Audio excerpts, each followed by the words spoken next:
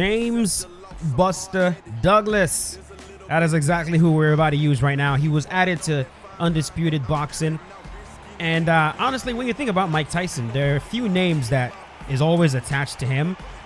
James Douglas being one of them, probably the most prominent one, because he defeated Mike Tyson. Well, at least he was the first guy to really stand up to Mike Tyson and actually bully him, or stop Mike Tyson from bullying him. That fight happened in 1990. You want to know how old I was when that fight happened? 0. I didn't even exist back then. I was born in 92.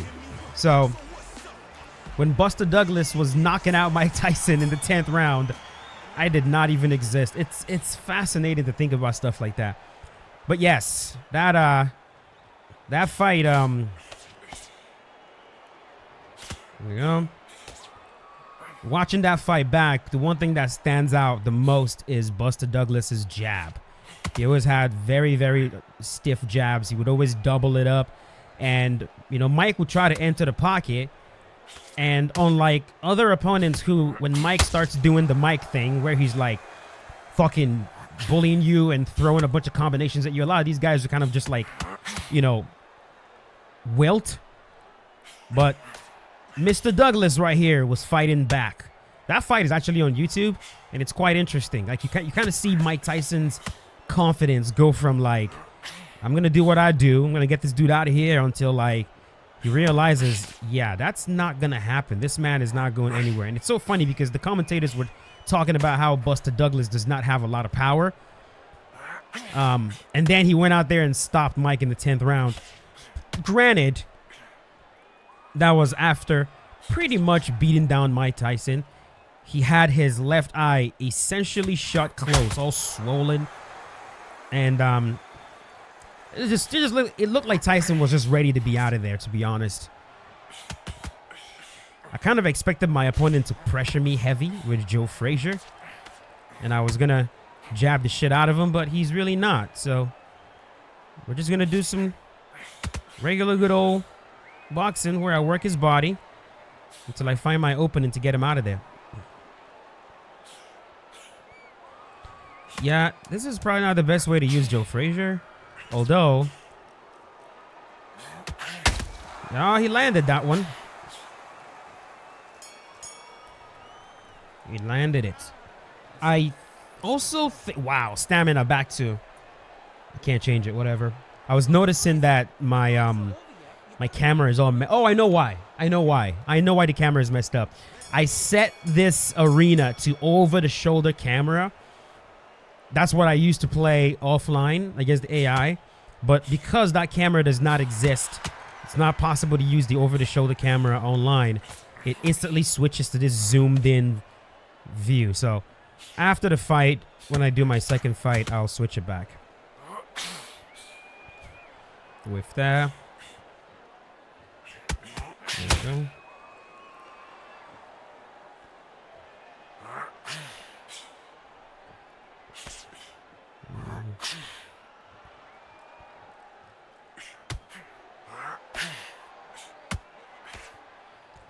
All right. There we go.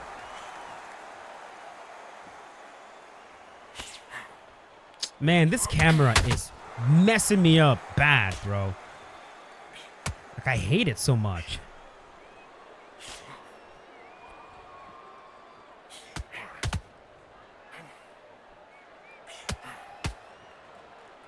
Yeah, it's fascinating how, you know, someone like Mike Tyson, and this is, I think it's so important for every single fighter to be battle tested, in my opinion. And also, in my opinion, we can never really know how good a fighter is until they're battle tested. This is my own opinion. You guys can disagree with that all day long. But you don't really know how good a fighter genuinely is until somebody fucking pushes them to the limit, until they're battle tested. And someone like Mike, you know, for a very long time, if we're being honest, he just wasn't battle tested. And it's not his fault, because it was because he was fighting guys that were just nowhere near his level. He would go out there and slump these dudes very early. made it look impressive. He was, you know, a very scary guy. Like, oh my God, he's gonna. But, and you see this archetype over and over again. Someone like Francis Ngannou, right? Ngannou in the UFC was doing the same shit, stopping a lot of his opponents very early, and then you kind of fall in love with that, right? You kind of fall, especially if you're heavyweight, you kind of fall in love with that. Like, man, I've been getting these guys out of there.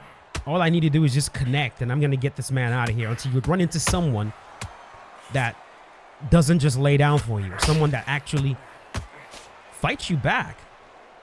This is what happened to Ngannou when he ran into Stipe the first time. It was a shock. You could see it in his eyes. Like, what the absolute hell, bro? I can't get this dude out of here. He's wrestling the shit out of me. I'm standing right here in front of you for a little bit. He's wrestling the crap out of me. I can't get him out of here, and Stipe beat him. Stipe, you know, stopped him. Not stopped him, but beat him. Let's sit him down. Sit him down. Oh, my God. Stop whiffing. There we go. There we go. Whew, those body combos were so fucking slow, bro. As opposed to pop, pop, pop, pop, pop. Like, hey, are you gonna get up, sir? Oh, wow. I don't know if he quit or if he just, like, he didn't quit out, but, like, I think he just didn't try to get up. That's probably what happened. There's no way he couldn't get up the first time.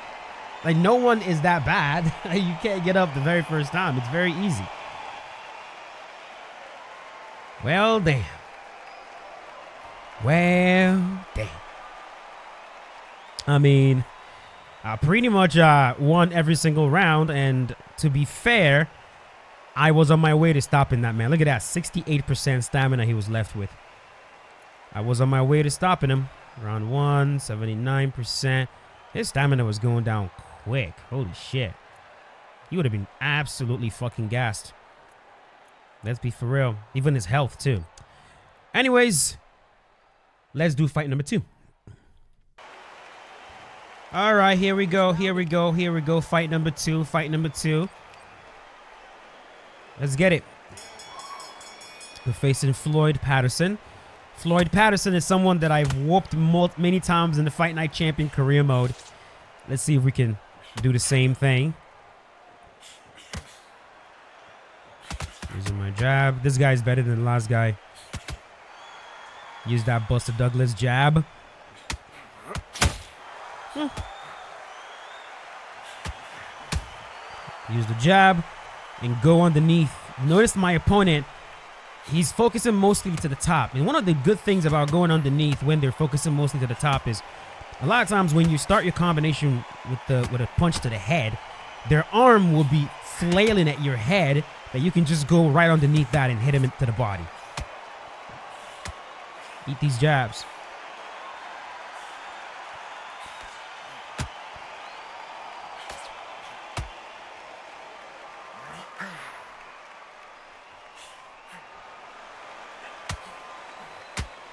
And all these whiffs.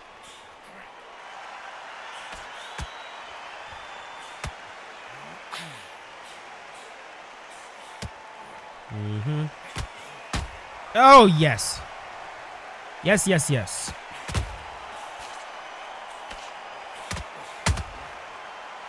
Come on. Let's role play. You are Mike Tyson. I am Buster Douglas.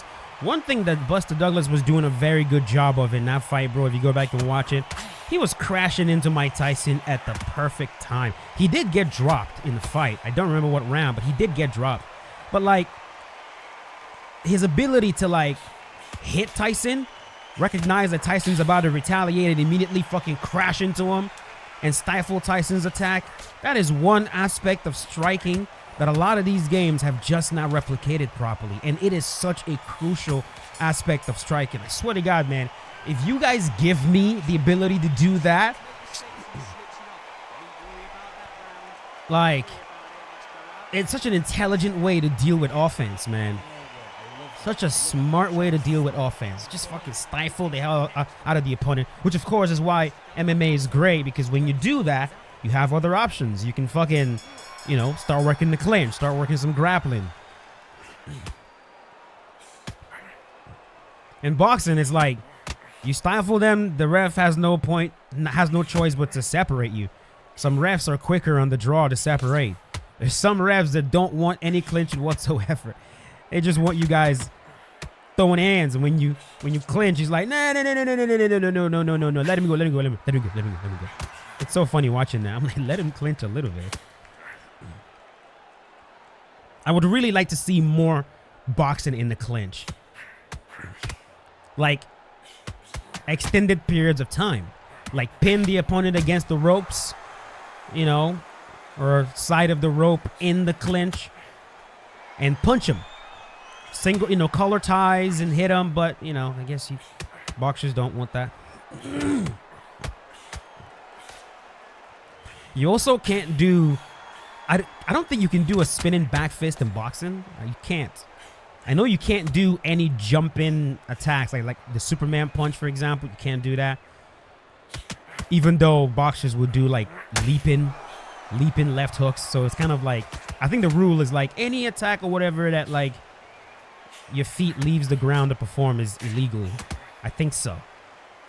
I might be butchering that completely. I'm pretty sure you guys will correct me in the comment section. But I do know that Superman jabs and Superman punches are not legal punches in boxing. It's kind of silly to me.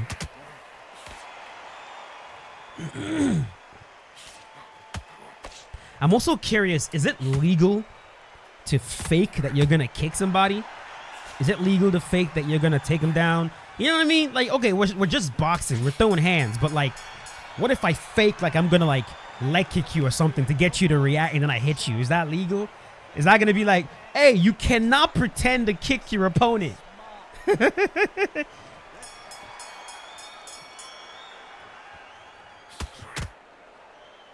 I know Darren Till was supposed to fight, wasn't it Fury? He was supposed to fight Fury or something like that. And he said that if he's losing the fight, he'll kick him right in the head. And Mr. Fury called the fight off. I think it's just kind of funny. It's funny. Yes! My guy, that's the wrong idea, man. This is not your opportunity to like load up on big power when you're rocked. I'll just go back to your body and sit you down. Come on, man. Stand up. There you go. There you go. You can do it.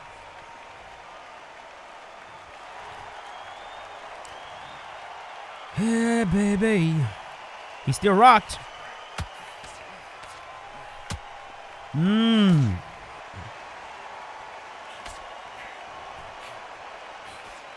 The hook animations to the body are so ugly. I hate them so much.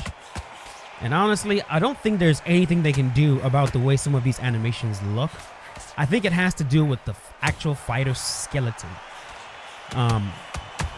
In my opinion, I don't think they can do anything about it, which is probably a big reason why they're trying to switch to Unreal Engine.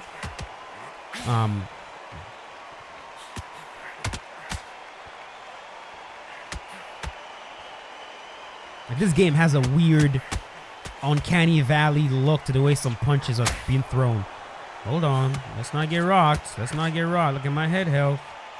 My head health. My head health. No. I kind of want to stand in front of him a little bit just so he doesn't... I don't like when people have excuses. Like, well, the only reason you beat me was because you were backing up. It's like, bro, like, I kind of want to... Occasionally, I want to, like, give him a chance to, like, show me. Because, like, you know, players will be like... They'll be so, like, eager to, like, chase you down. And then when you stop and, like, okay, let's go. Then they start backing up. And I'm like, nigga, what the fuck? I thought you wanted to do this, like, toe-to-toe shit.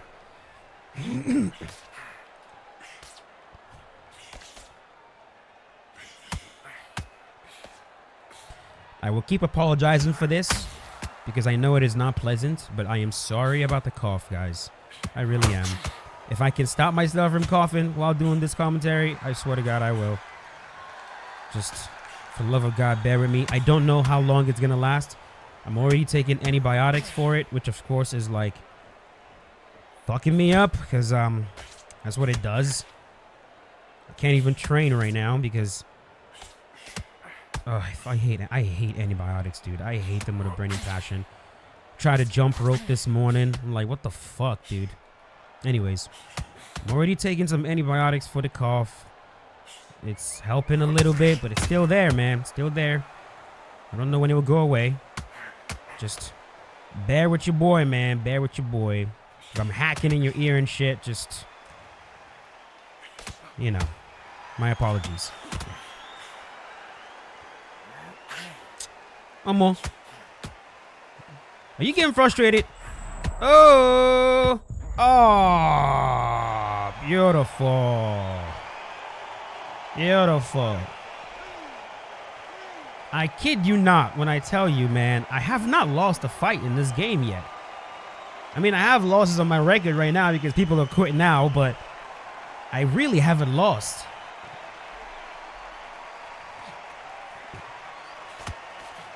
But yeah, man, I'm fascinated by this thing that happens where a fighter that's so used to getting his opponents out of there runs into the guy he cannot get out of there. That's when you really realize if they're actually like really good. Like how good are you really? Which is why the fighters that are really versatile and the fighters that are already used to going to a decision most of the times, I feel like those guys have a lot of advantage when it comes to running into someone that's like really, really tough. They're used to going the distance anyways. Going 10 rounds or MMA going 5 rounds or the whole, it doesn't matter. They do it all the time. But if you're used to stopping guys in 2 minutes and now you're in round number 2 and round number 3 and this guy is going nowhere, that's when you know, holy shit, like is this fighter actually good? In MMA, we've seen that so many times. We saw that with Conor. We saw that, excuse me. We saw that with Conor. We saw that with Francis Ngannou. We kind of saw that with DC a little bit with John Jones. DC was very used to being the bully in there, being able to break every single opponent he came across until he came across John Jones. And then he's like, holy shit, I cannot break this guy. And I am very, very, very curious to see what happens to Tom Aspinall. My guy, stop. That's not going to work.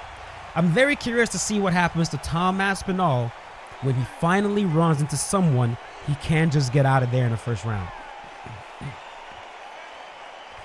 Does he have that dog in him? When he's bleeding, he's fucking cut up and he's exhausted in there. His speed is gone. You know, maybe his vision is gone. The blood is dripping, all this stuff. Like, how will he actually react in there? This is when we'll really find out how good Tom Aspinall is, in my opinion. But that is going to do it. Hope you guys enjoyed this video. James Buster Douglas was a success. He's fun to use. He's tall. He's not very fast, and he's really not very powerful, but I like the fact that I can get to my opponent before they can get to me. As long as I have that in Undisputed Boxing, I'm okay. Where this game begins to, like, become ridiculously difficult to deal with is when the opponent is taller than you, you know? It can get very iffy. But there you go. Thank you for watching. Leave a like if you enjoyed the video, and I'll see you boys later. As always, stay safe. Peace out, boys. Have a good one.